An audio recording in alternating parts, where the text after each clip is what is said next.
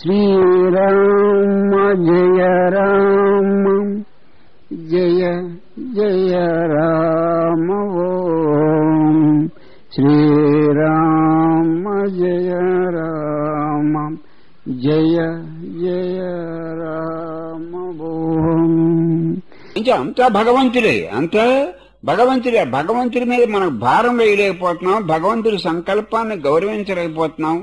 ఆయన సంకల్పమే జరుగుతుందని మనకు అర్థం కావటం లేదు. అంచేత ఆందోళన వస్తుంది. రామాయణంలో రామచంద్రమూర్తిని అరణ్యవాసానికి వెళ్ళమన్నారు, వర్తమానం అందజేశారు. లక్ష్మణస్వామి కోపం చేసుకున్నాడు.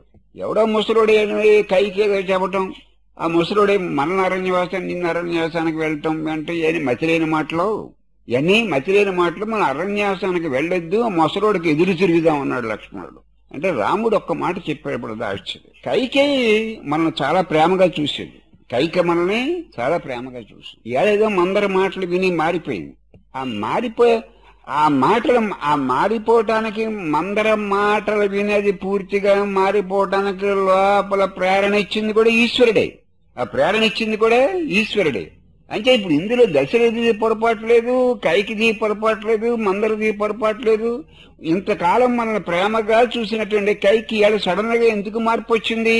మనం మన దేహ ప్రారంధాన్ని బట్టి, ఈశ్వర సంకల్పాన్ని బట్టి మనం అరణ్యాసానికి వెళ్ళవలసి ఉంది. అది ఈశ్వర సంకల్పంలో ఉంది. ఇక్కడ కైక ముఖ్యం కాదు, దశరథుడు ముఖ్యం కాదు, మందర ముఖ్యం కాదు అన్నాడు రామచంద్రమూర్తి.